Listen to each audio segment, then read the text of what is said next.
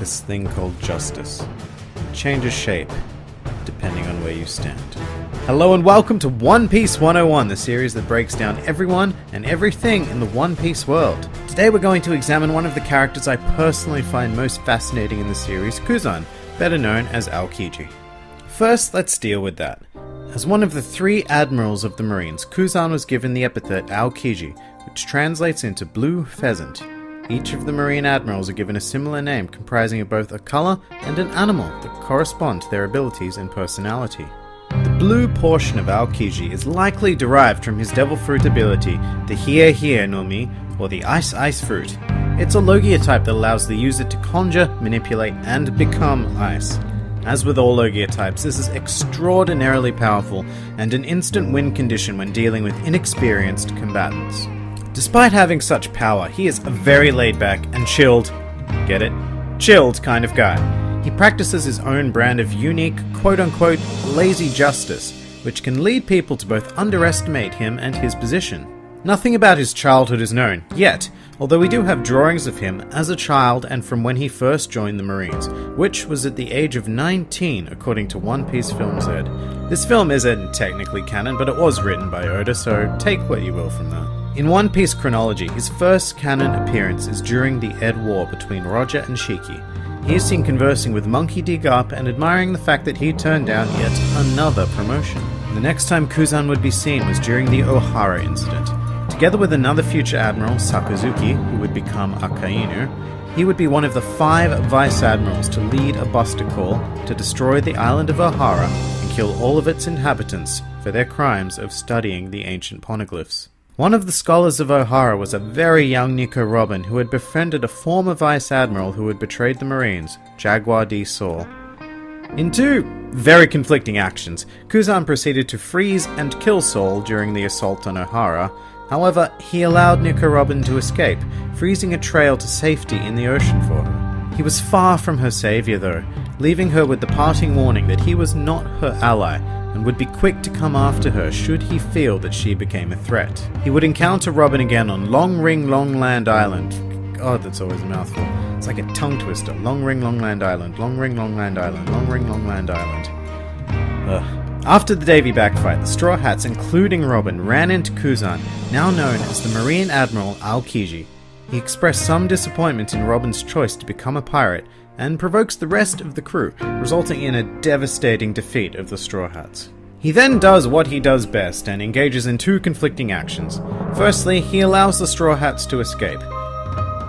Secondly, he informs the leader of CP9, Spandam, of their whereabouts, sparking the events of Water 7 and the Enies Lobby arcs. Further on in the story, once the Straw Hats had beaten CP9, Aokiji appeared on a ship near Enies Lobby, witnessing firsthand the aftermath of the accidental buster call that had been called onto the island. He referred to the incident as a complete defeat of the world government. He later made his way to Water 7 to converse with Robin a final time. It was there he revealed that he let her live as a favor to his good friend Saul, whom he killed. Of course, he then revealed that he intended to have Robin eliminated by CP9 and never thought that the Straw Hat Pirates would possibly stand a chance against them. Then he smiled as he watched them escape the island. You see how this guy is just so conflicting? His actions appear contradictory, but it all goes back to the initial quote I read at the beginning of the video.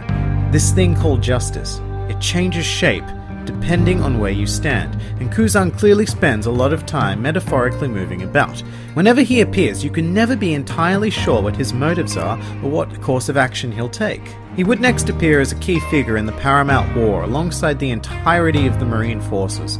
During the chaotic battle, he has direct conflicts with Mako, Jozu, Luffy, Ace, and Whitebeard himself. After the war, he was recommended by the retiring Sengoku to become the next Fleet Admiral of the Marines. However, the members of the world government nominated Akainu for the role. Aokiji was strongly opposed to this based on their wildly different interpretations of justice, and the two ended up fighting for the position on the island of Punk Hazard. The battle between the two lasted 10 days, and was so savage that it literally changed the weather of the island.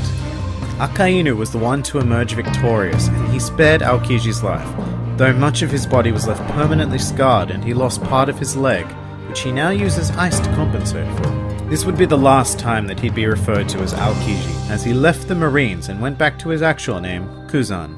His next appearance isn't technically canon, but he had a major role in Film Z, where he assisted the Straw Hat crew in their fight against the former admiral and Kuzan's former teacher, Zephyr.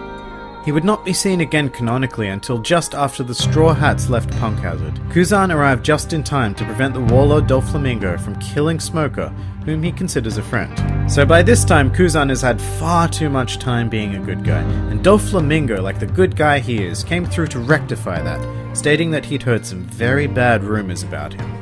Now this is Doflamingo here, who we'll examine in another video, but this guy practically embodies bad rumors, so for him to make a claim like this about Kuzan means that something pretty serious is up. It's later confirmed by the 5 Elder Stars that this is indeed the case, as Kuzan has allied himself with the Blackbeard Pirates. So why would he ally himself with some of the most twisted characters in all of One Piece? Who knows? Everything this guy does seems like a contradiction to the thing he'd done directly previously, but that's the last of him we've seen in the story, for now. Some more fun facts about Kuzan. His laziness is most prominent during his time as an admiral, as he wears a sleeping mask on his head at all times. You know, just in case of an emergency nap. The design for Kuzan is based strongly on Japanese actor Yusaku Matsuda, famous for the detective story television series and movie. Post-time skip, Kuzan has adopted a super penguin that travels with him. Confusingly, the super penguin's name is Camel, which is kind of like naming a cat dog. Not only can the super penguin transport Kuzan, it has also been shown to be able to cook. All of this makes me realize that my dog is certainly not pulling his weight around the house. Prior to the Penguin Express, Kuzan favoured a bicycle to travel the seas, freezing himself a path of ocean to ride on, which seems unusually active for such a lazy guy. And finally, Kuzan's most used phrase is "arara," which roughly translates to "oh my," which is used whenever he gets surprised, although it's never said with any particular vocal expression due to his relaxed nature. And that about does it for our favourite lazy former admiral. I look forward to seeing where his sense of justice takes him next. If you enjoyed this video, please feel free to like, favourite or subscribe, and please do comment with who, what or where you'd like to see featured in the next One Piece 101.